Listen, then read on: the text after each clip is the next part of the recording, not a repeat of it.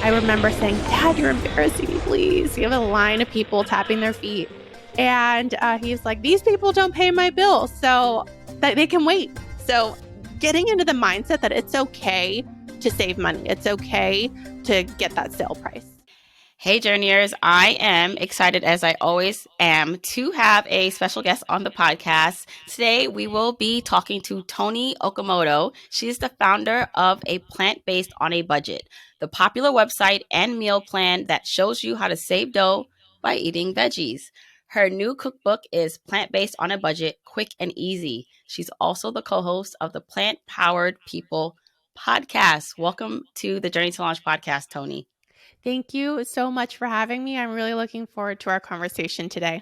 Yes. Okay. So I want this to be part instructional and educational for us, for me, about how to save money on groceries and how to be the most efficient when it comes to cooking and meal prep and plans. But I am so interested in your actual personal journey because you also have a story of paying off debt.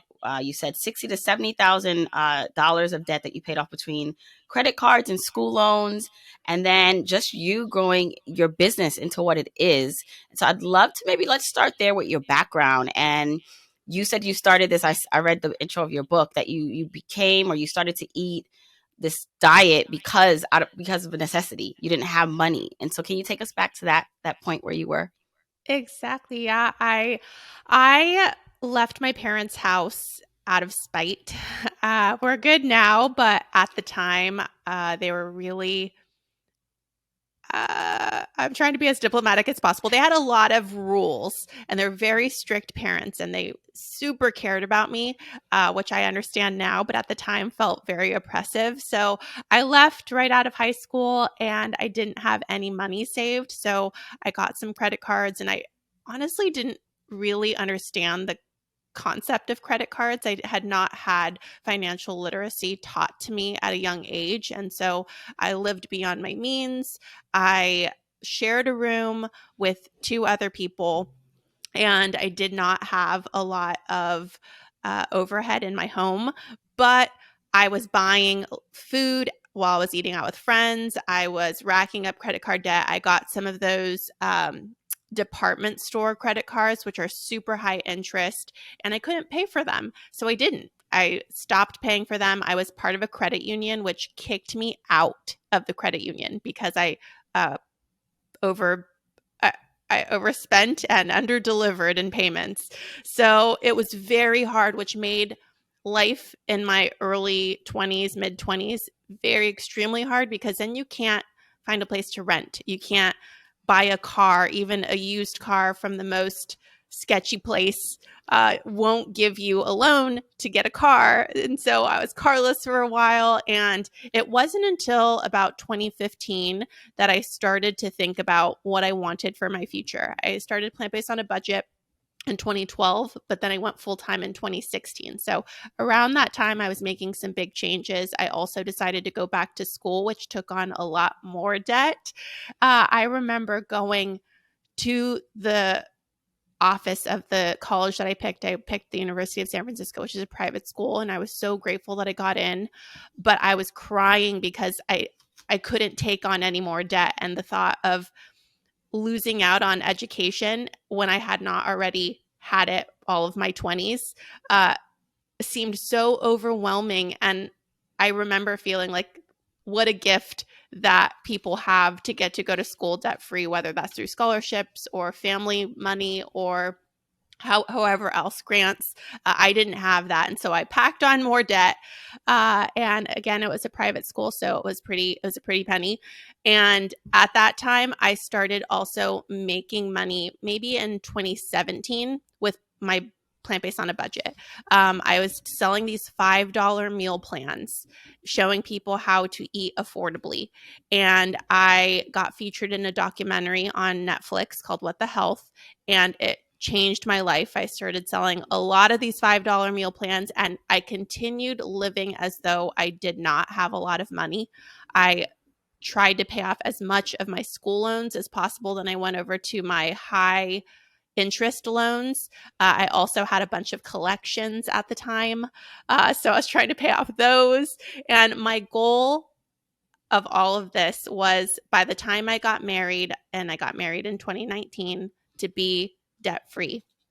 I came into my marriage with $0, but I came in not negative. So I was so proud of myself, and I just kept living like I was on a very tight budget. And actually, I was listening to one of your podcast episodes where you were talking about what it's like to start earning, but to live below your means and to save that money. And it really, really helps you get out of debt and to feel like you are in control of your financial freedom. Yeah, well, thank you for that background. When you were applying to go to school, what was going to be your major? Like, what did you think you were going to do professionally? I knew what I was going to do. So I went back to school when I was in my late 20s and I graduated when I was 30. And I studied management. And we talked a lot about business and how to run a team.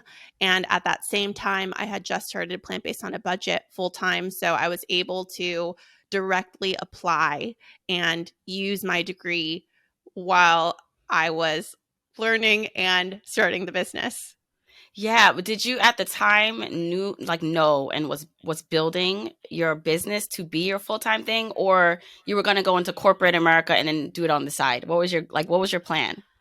I got laid off. I started Plant Based on a Budget in 2012, and it was a passion project. I initially started it because I wanted my family to eat healthier. They were suffering from a lot of diet related issues like type 2 diabetes and heart disease, and it was fatal for some people, and it was just awful. So it was my way of showing how you can eat well and healthy and nourishing without spending a fortune and without having to leave the grocery store that you currently shop.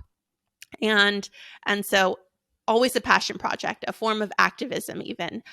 And it wasn't until I was laid off later that I thought, well, I don't know what to do. Like I was interviewing for a lot of jobs. The interviewing processes are so ridiculous sometimes. I was doing 3 months interviews, 3 months of one job interview, working interviews, and they really take their time. And meanwhile, I was focusing my full-time energy on Plant Based on a Budget, and I was able to see what you could accomplish with that energy. And I had oh my gosh, I'm drawing a blank. Uh, Unemployment. I was Yeah. receiving unemployment, so I did have some money coming in, but it was a fraction of what I was making. And at the time, I was only making $34,000 a year. So it wasn't a lot of money. So back into debt. Uh, but anyway, I really appreciated that time because I did not ever consider it as a job. And it wasn't until I was really propelled into it full time that I could see the potential and believe in myself. And I had some cheerleaders cheering me on along the way saying, you can do that. You can do anything you want. Meanwhile, I also had some naysayers. My parents thought I was taking a step back in life and that they worked so hard to give me opportunities to get me a job that would pay me healthcare benefits. And I was choosing this path of hardship, and they didn't understand nor support me initially. So it's a tough choice, but if you really believe in yourself and you have the grit and the desire, you can really make it happen. And I had no experience in business. I had no experience in money management. I had no experience across the board. And now I have a team of 6 people who work with me. And it's such a great feeling to believe in yourself and to build confidence and to surround yourself with people who are really, really inspiring you to continue on. Yeah, well, so a team of 6 people. I just pulled up your Instagram. You have over 560,000 followers on Instagram, and I'm sure I mean, so obviously you built a significant brand and business, and one of the things that you mentioned, you started us out as out of necessity, like the the love for eating, plants or sharing with your family because it was like for health reasons and necessity. But then it was Mhm. also a passion project. How was it changing going from a passion project to a business, for you? Because I feel like emotionally and mentally there is a shift that happens. Like when I started Journey to Launch, while I had my full-time job, it was more of a passion project. And then I saw the potential and now I'm doing this full time. And things have changed, like for me, at least with how I view the business. And, before it was almost like my escape from my corporate job, but then it became the pathway and my full time job. So, how did you deal with that difference? Because I know some people will say, if it's sometimes passion projects should stay passion projects, like don't make it your full time thing or depend on it for money. But then sometimes, like in my case, I really didn't have a choice. I felt like I'd rather do this full time than my corporate job. So, what was it like for you to switch gears or make that transition? That is a great question, and I have all kinds of thoughts and feelings about it. I am in a unique position, and I think you are too, because it was a point of passion. I hear a lot of people who want to go into this career because of the perks that come along with it.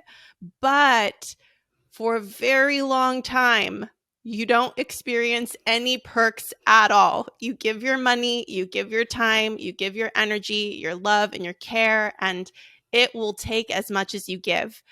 And so I strongly recommend that people really feel the passion for it so that you can create boundaries. You can create a long-term relationship with your career and uh, give it a lot, but not your all. Like I love my job and I still struggle with my boundaries and I can see myself doing this long term because I want to. It makes me happy. It makes me feel fulfilled. I live for chatting with people about making recipes and so there's that. And then the difference between now and then is also learning to let go of what you're passionate about. I now, again, work with a team of people, and to bring people into your space and allow them to take things that you love doing because they'll do it better and they'll give it more care and attention. It's really tough, and I still work on that, but I'm glad I'm in a position now to have help because it allows me to focus on the things that I really enjoy doing. Yeah, that makes so much sense. And also, too, like people also do things differently because I'm sure like you did every single thing. You touched all parts of your business. And I don't have I don't have a full time team. I have contractors or people who help me and are good, but nothing like that's full time. But still, yet like you're trusting other people with your baby. But then I realize Yes. sometimes where I'm like, all right, just because you may have wrote the sentence that way if you did it, but it's okay if they use this color or they didn't add a line. Like, sometimes I have to step back myself and say, that's not important. Can you focus on the important things? So I don't know if you feel that too with your I business. do. I really do. And I started out when I hired my first person. I think this also goes back to money control and to have been without to invest for the very first time was so hard for me. I hired someone for 4 hours a week and I was like, "Oh my gosh, that's 4 hours I'm paying someone now. I hope they do a good job. I hope I hope it works out." And having that 4 hours back in my life was amazing. I'm grateful it worked out and it allowed me to continue feeling comfortable letting a little bit go and a little bit go. And as I was able to have those 4 hours and then 5 hours and 6 hours back in my life, I was also able to look for other opportunities that I can monetize with those 5 hours of my life. And so maybe this person is taking up X amount of money. I'm now able to use that time to pay for that person plus more with that time I have back in my life. And so to have that mindset shift, to know it is a risk, but believe in yourself and make it work is, in my opinion and in my experience, worth it in the end. it's like necessary too. I realize, depending on, I find it when I talk to fellow personal finance content creators, and people in space, or even like, your brand is about still saving money and eating healthy on a diet, but also you came from a place where you also didn't have a lot of money. So I find like the shift of how you deal with your personal finances and personal financial goals, and how you deal with your business, you have to know when to turn it on. Like, okay, yes, we want to save money and be efficient, but also I find when I look at even myself and other people and how they think about their business, like they don't want to spend the money like for someone else to do that job, when it's costing them a lot of time and energy, because they're so focused on saving, being efficient in one aspect, and not looking at the gain, like that is an investment. So it's an important like switch to make. It is. It is. And I think it's extra hard when you work at home and when you're just getting started. Like when I just started, I was working as a sole proprietor and I didn't, again, have that money management skill or skill set. So I didn't know that I should start a business bank account and keep my money separately. And okay, this is bad, but I didn't pay taxes for a long time because I thought I owed a lot of money and I couldn't afford to pay it back. And so I ended up having enough money to go to a tax or like an accountant, and we got settled, and I ended up getting money back, which was cool. And I thought, oh my gosh, why did I do this to myself? Because I had penalties. Um, anyway, I learned at that point that I was doing everything wrong by mixing business money and personal money. And I learned that there were tax benefits that were not running as a sole proprietor, but also providing me protections with an LLC. So when you don't have the knowledge and you're just kind of flailing out there by yourself, it is a challenge. And now there's so much good information out for free, like this podcast and others, where you can absorb as much as you can take in and not be flailing out there. But it if you don't have the knowledge and you don't know what you're doing and you didn't intend down this to go down this path, it can be it can be a little bit of a challenge for sure. Yeah. Well, you mentioned that you were featured in the Netflix documentary, and that was almost, an avalanche, or it helped like boost what you were doing. Right. And so I find that interesting, because for a lot of people, maybe they won't get that Netflix experience or be featured on a Netflix, but it's going to take just consistency and time. Or Yes. maybe it's not a Netflix thing. Maybe it's a feature somewhere, or an interview, or a chance meeting with someone who can help them. So my couple questions on that is, how did that come about? Like, how did how did you getting featured in that come about? Did they see your work online and reach out? Did you pitch yourself? And then if you didn't get that, like, let's just say that never happened for you. I know it's hard to go back in time. What things would you think you feel like you would have done to hopefully get to where you are still today? I had a connection, like I knew a person who knew a person who recommended me for the documentary and were familiar with my work online and with these free meal plans that I had created, showing that you could eat a healthy plant-based diet on a very tight budget. If you are on, at the time I was showing that you can eat for $100 per month, 7 days a week, 3 meals a day, and still feeling full, shopping at the grocery store that you shop at. And so that that's how that got featured. But I if I didn't have that experience, which I've only had one experience like that, and so I had a wave in the beginning. I got some followers, I got some customers, but the rest of the time it has been coming to the table even when I don't want to, even when I don't feel motivated, and showing up consistently for now over a decade. I have been doing plant based on a budget for 11 years, and a lot of times I didn't feel like it, but it's my job. If I worked at a retail store or in corporate America or as an educator, I have to show up to my job or else I don't make a living. And I tried to keep the same mindset when I'm running my business. Even if I don't want to, I have to show up and do my work. And again, I do create better boundaries now than I ever have in my past. But I'm also in the position to uh, have a little bit more flexibility now than I ever have. And you just said a couple important things that I think are great lessons. So one, it took over. You've been doing this for over a decade. So this is not, like overnight success. I mean, they always say No. like the overnight success someone sees, it's like years of work that you did not see. And then also for you to be in the position, even if it was an introduction and a friend of a friend, and you had to, you were running against maybe like three other people they were considering, you had to still you still had to have the work, right? Like you still had to have the Yes. work that showed that you could handle, right? This new opportunity, which is why I say, like, maybe you're not known right now. Maybe you don't have a following, but all it takes is one. You actually don't need a million followers or 10,000. You just need one follower that potentially has a connection to a connection or some influence and that's all you need. And so you need to show up and do the work. Yes. And so, yeah. I actually some of the best lessons I learned along this journey are from just asking friends questions.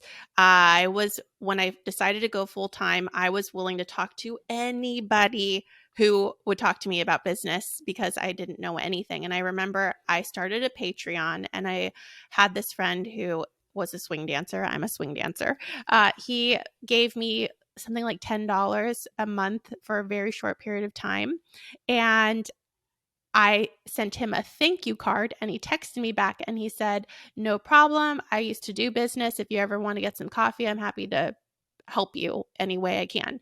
I took the coffee meeting with him, and he helped me create a plan for my business. We sat for 4 hours in that coffee date. We went through a SWOT analysis. We created a 1, 3, and 5 year plan.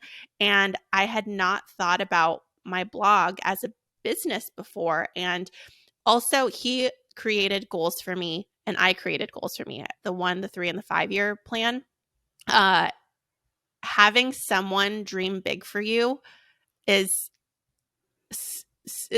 like a confidence booster. I remember he said, "One day I would like you to make $70,000." And he could have said a bajillion dollars. I was like, "What? You $70,000? You want me to make that one day? You're crazy."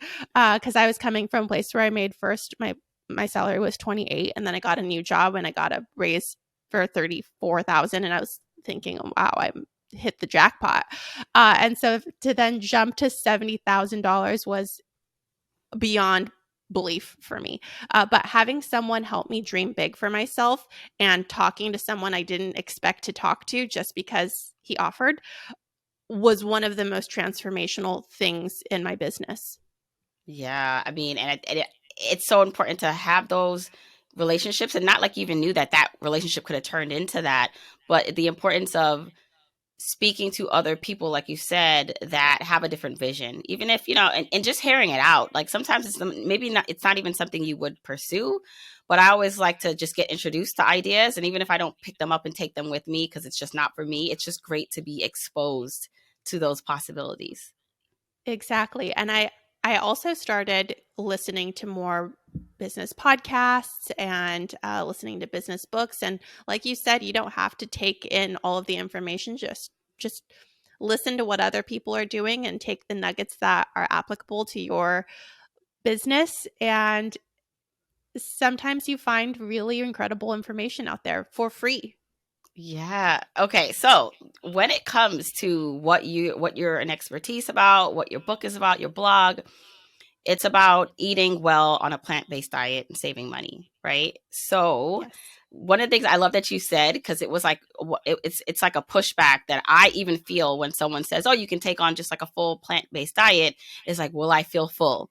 Like, Mm. or do I have to like change up all my behaviors and go to different stores to get what I want? And you kind of just like in the intro or just when you were talking about it, like, no, that you don't have to do any of that. Yeah. So help us, you're who you're talking to now, like the benefits of eating plant-based, can we still receive some of that if we don't go all plant-based? Maybe we just replace some meals, and then we'll get into strategies and tips for like shopping and saving money.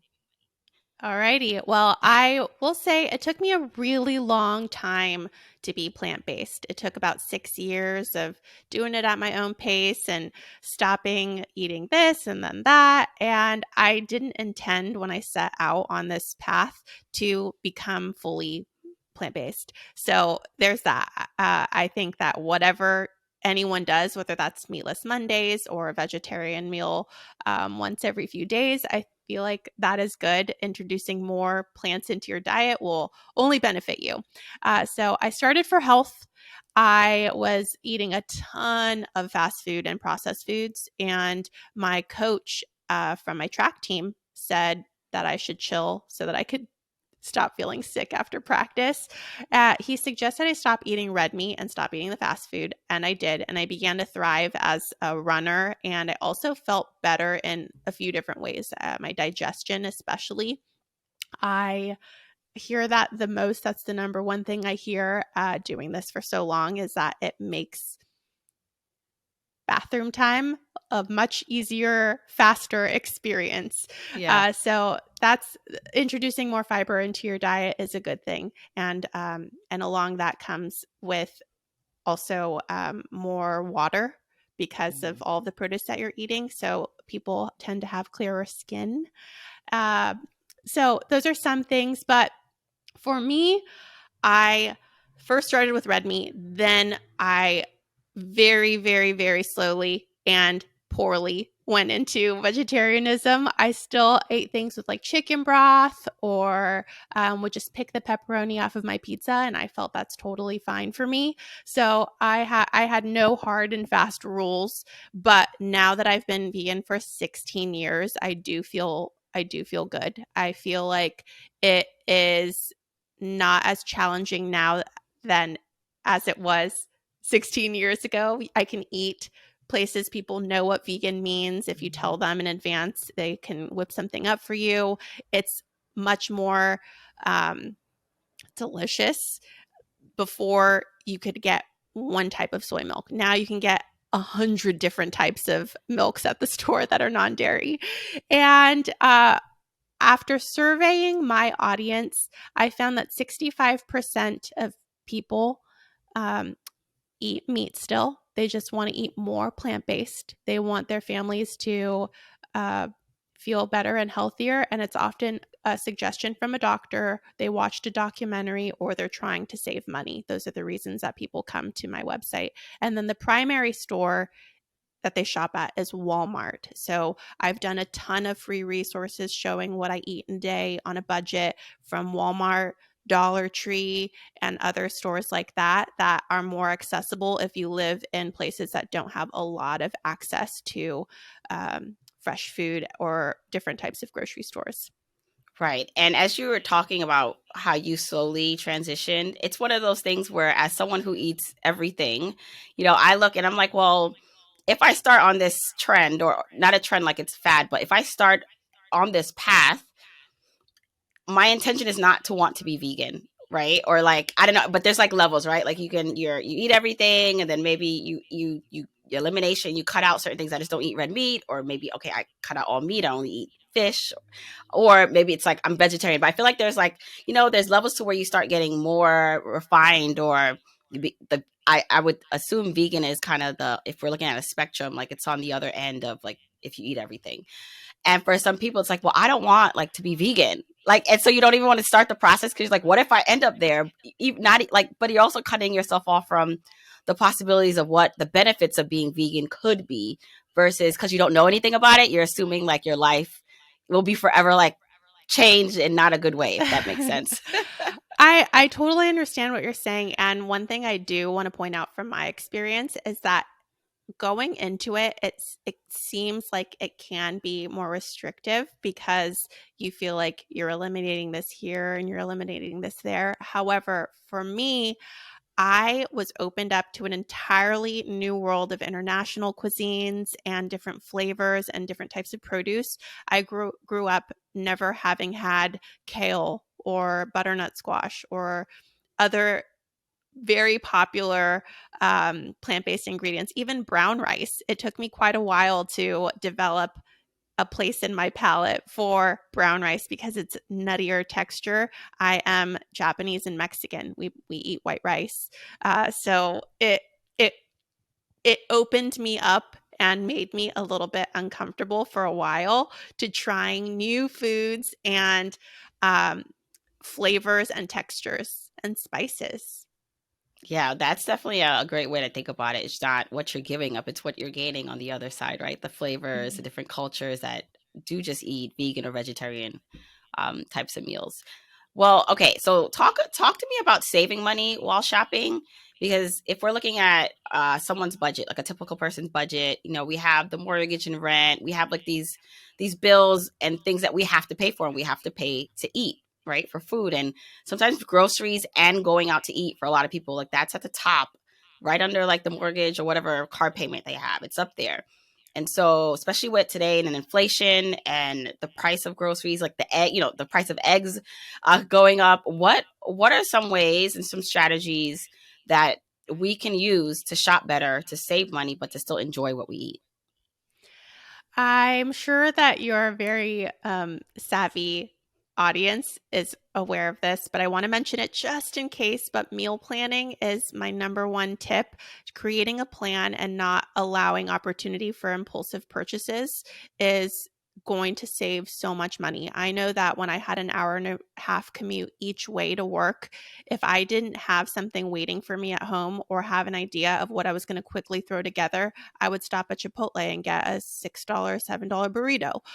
And instead, I could use that $7 to buy a whole meal for my family. You can easily throw together a bean chili that is super filling, and even the cornbread for your chili for $10 for your family of four. So you can definitely save a lot of money by creating a plan and start with seeing what you already have on hand. Build your meal plan based on the ingredients that you have in your pantry and your freezer, your refrigerator, so you're not having to go buy everything new. And then when you're creating your meal plan, you also want to make sure that you have complementary dishes that use the same ingredients so that you're not having to buy stuff for pasta and then have nothing that you could use left over from that pasta for your soup or whatever else you're making. So you want to make them complementary so that you're using all of the ingredients and nothing goes to waste, because there is there is a special place in my heart that is a place of sadness that goes to throwing produce in the garbage. I feel like I'm just taking money out of my wallet and tossing it in the trash. So that's the first place I start. And then the other place is when you're at the grocery store. Eat before you go, Yes. first of all. Eat before you go. But while you're there, because you have a meal plan and a grocery shopping list, you can stay the course. When you get there, there's going to be shiny, bright marketing all up in your face. And that's probably paid placement. It's They're trying to get you to buy that with their bright colors and their big sale signs. Stay the course. Go to the aisle where the tomato sauce is instead of seeing that Hunt's sale sign, and look for the price per ounce. Buy the cheapest option that you can, and then while you're getting rung up, especially if you're buying in bulk, make sure that you've written it down, pay attention, because I have so many times written down the wrong number or had been in a conversation with the cashier and maybe they typed it in incorrectly and was overcharged. And if you're paying attention, you can quickly correct it. Um, the other thing is, and this is something that I have struggled with at different parts of my life, but I always channel my dad, George Okamoto. He would do this thing that really embarrassed me. And he would check the sale. If we were at the register, he would have them go check the sale price. He would go have a folder of coupons. He just would not care about saving money and what he needed to do for his family. And I remember saying, Dad, you're embarrassing me, please. You have a line of people tapping their feet. And he was like, these people don't pay my bill. So, Mm. I mean, they can wait. So getting into the mindset that it's okay to save money. It's okay to get that sale price. Yeah, so many good points here. So definitely agree with not going shopping, or it's hard to make great decisions when you're hungry. That's me. Like once I'm hungry, I don't like all bets are off. I'll buy anything. Like, I don't care. And it's so funny, even with the shopping while hungry, and you'll see some memes like going around on social media that like, oh, just spent all this hundreds of dollars on groceries and Couldn't still order like a stop for pizza. food. Yeah. Right? Like, so you do really have to have a plan when you're doing these things, because it's physical, right? Activity. You're out about, and then by the time you're done, even if you ate before, you might be hungry after. And I find that even what I started to do when I Trader Joe's, like that is my weak spot. That's where I like to go grocery shopping. And there was this meme that said, I don't go to Trader Joe's with a list. I just go with vibes. And like, I just pick up what like feels good. And that's me. I'm like, ooh, that looks good. That looks good. But then I'm like, all right, did you really need that? And so like, it's important to have a plan, and especially depending on where you are on your journey. So for me, where I am in my financial journey, I like to be a bit more free with the way I spend money. I don't like to be as restrictive, but I tell you this, when I was working at my corporate job and wanted to leave it, or for people who are in debt that want to get out, I do think there is a space, even if you're not, sure that you can withstand or want to be as strict. It's important, if your goal or you have a desire to get out of your financial situation because it's not serving you, that you do put some things in place that don't hopefully feel like restrictions after a while, but feel like liberations towards where you want. So maybe, in 5 years, you won't need to be so strict with a grocery shopping budget. But for now, because you're trying to get out of debt or leave a job, let's do it if you can save $1,000 or, whatever much a month. Like, it's important. So I want to just make that clear. And then the other thing is, I find that, and this is not just for food shopping, but in general, people feel embarrassed, maybe especially when they go to the counter or they're asking about discounts, or something is rung up wrong. I've seen it, and I've almost experienced it myself, where you don't want to feel like you don't have the money or you're being cheap or other people view you that way. But like your dad says, it's like you won't see these people again. It doesn't Mm-hmm. matter. So as long as you're being respectful, you can ask questions. Yeah. You can push back and say, wait, can you double check that? Or I think maybe, I think it's okay. Like, don't be so caught up in what other people think, because they won't be home. I have small kids. And sometimes I'm like, I don't know what I did wrong, because they are, and I know this is me joking. I didn't do anything wrong, but they're such picky eaters, and I tried my best to introduce them to things early on. And, they don't like vegetables. Like my middle son, he's like, he will eat it if it's provided, but the other two, it's like you have to force them, and I don't want to force them. There was like a study shown, or someone said there was a study about, if you force your kids to eat vegetables, when they get older, they'll avoid it. They don't want to eat it. And so if you're doing this with kids, what have you found that like your audience has said like was the best introduction or best types of meals that kids like? And I know every kid is different, but just for encouragement Mm-hmm. for the parents if they want to start doing this with their family and kids. I remember reading Jessica Seinfeld's book a long time ago. I learned how to cook by checking out cookbooks from the library, and I ended up buying her cookbook, and it was about sneaky veggies and getting vegetables and different types of produce into food with just chopping it up and throwing it in there, but it's blended. And so we'll say, I have these pancakes that are green and they're so fun. I see so many kid photos around St. Patrick's Day. There's no taste of spinach, but they're just pancakes with a lot of spinach blended into the mix. Mm. And so sneaking it in, making it fun, creating a little story about it. That's what my very dear friend and business partner does. She has a 3-year-old who is still learning to like vegetables, and she is constantly thinking of just a fun anecdote, like the St. Patrick's Day pancakes. So that's one option. The other option is continuously asking them to try it, because even for adults like me, I mentioned the brown rice experience. It took me about 10 times to like brown rice.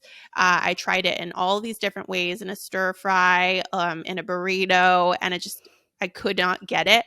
But after a while, having it prepared so many different times and giving it a try, it found a place in my palate, and now I enjoy it, and it's a staple in my it's a staple grain for me.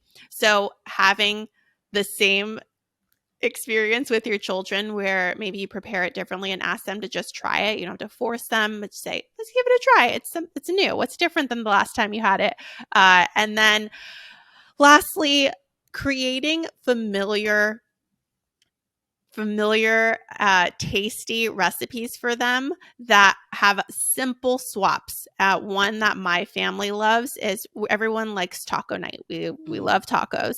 And instead of using ground beef, I will use lentils. They're cheaper, and I flavor them with the same taco seasoning packet. I top them with the same things, and nobody really thinks about it because it's a similar texture and taste. So just making simple swaps that your family already loves and enjoys the taste and textures of can sometimes trick even the biggest naysayers.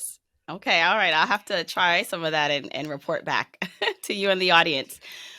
Now, for your cookbook or just in general, what's like the most, I guess these may be two different meals, but what's like one of the most popular like meals like that you've shared with the audience and you got like great feedback?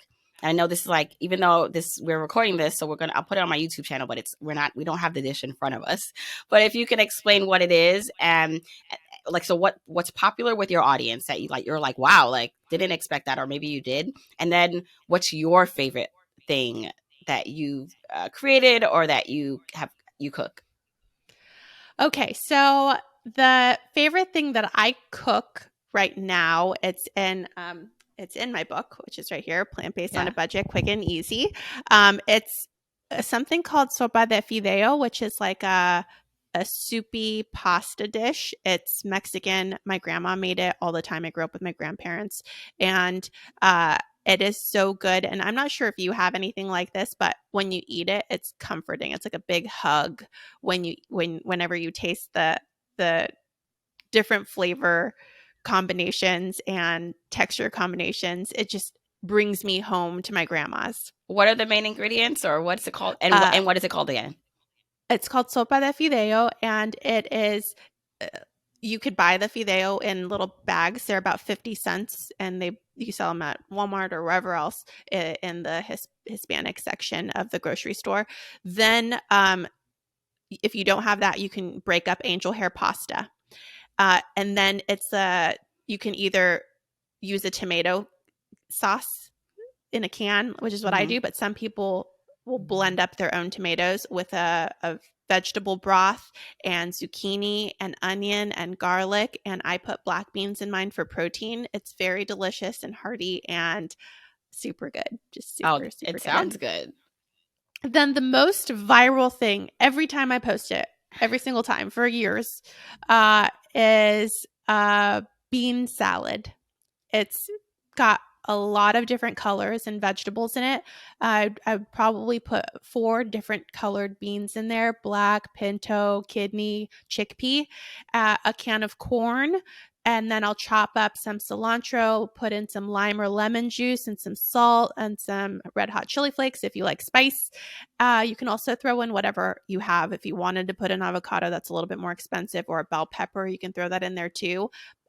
It is so good, so easy, and you can take it to a potluck and people will devour it. And if you put a picture of it on the internet, people will send that post viral, I promise. Okay, so we have to definitely cite or put that specific post, a link to it in the show notes so everyone can see that. And yeah, I'm like, bean salad, really? But I guess it's popular. And you can make it a meal by putting it in a burrito, like making it a burrito with some salsa, or you can use it as a dip if you want to. But I usually just eat it with like a salad.